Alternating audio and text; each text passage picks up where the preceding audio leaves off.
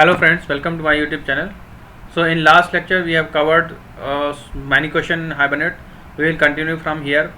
So our next question is, what do you think about statement session being a thread safe in object? So I already told you that session object is not thread safe. So session factory of from session factory we just take the session object, and that particular session object is life is very short, and it is on depend on session.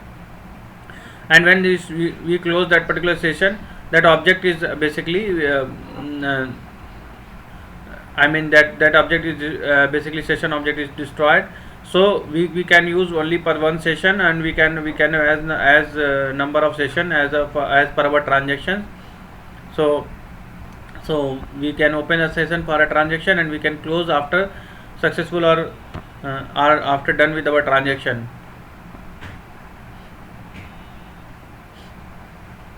So I hope that will be clear to all of you. So now can you explain what is a lazy loading in Hibernate? I already told, I have told you the example of lazy loading with example in Hibernate 3. This is default lazy loading, and lazy loading means I already covered these questions. Let me go further.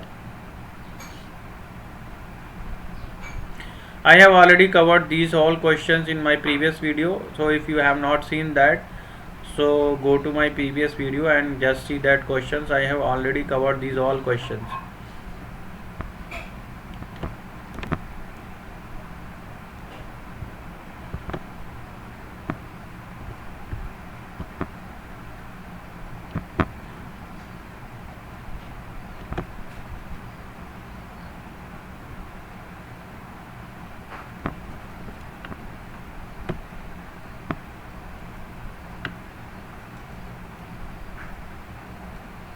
Okay, so the next question is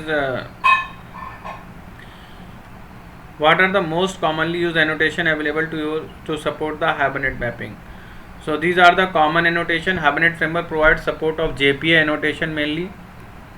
So that particular JPA annotation that is very useful annotation in org Hibernate annotation package. So some of the useful annotations are entity.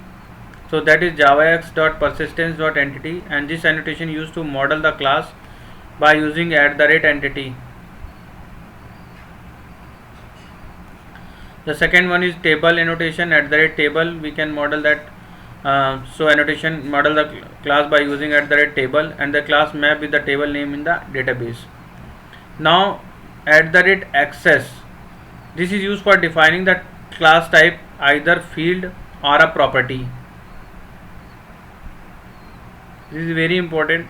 So when nothing is specified, the default value is field. So @access, javax.persistent.access, where @access annotation defining the property or field. When nothing is defined, it is a field. ID, @ID annotation. Embedded ID. So when you are using as a unique ID, like you are having in your class. So one class is having like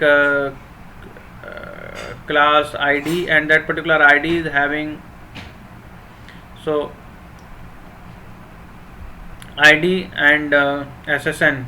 So you want both as a unique key. So you can define a class, and where you wanted to use that embedded ID, you can just use embeddable. So you can embed that particular class, right? So as a unique key. So embedded ID is used upon attribute indicate the composite primary key of bean entity. So this is embedded ID which you can use as a composite key. So when you want to use as a composite key, when you think that there is one primary key is not sufficient, you have to use the composite key. You have to use embedded ID. So where is that embeddable embeddable annotation used in the class? I will tell you the example. @column attribute, @generated value attribute,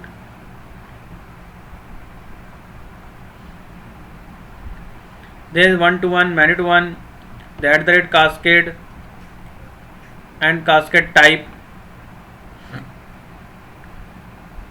So we can have these kind of example like we say like @entity, @table, @access. So we have a specified access type that field, so all are field, otherwise all will be the properties. If we define as a properties, by default it is a field.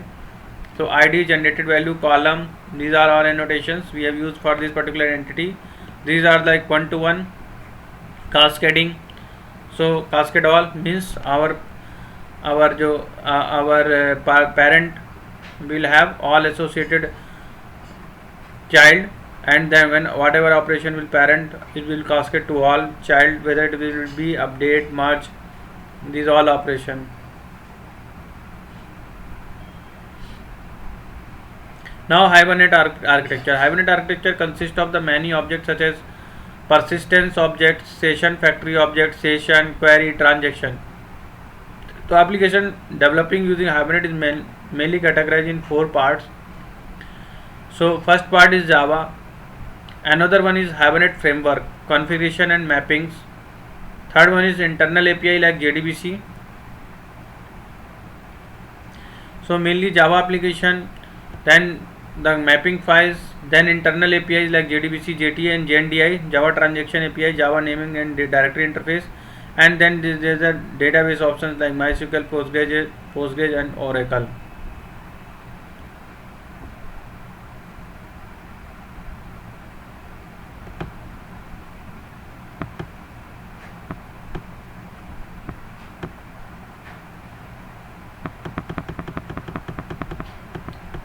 So this is a high level architecture based application, like your application, and this is your persistence context, and these are your configuration file and mapping file, and this is your database.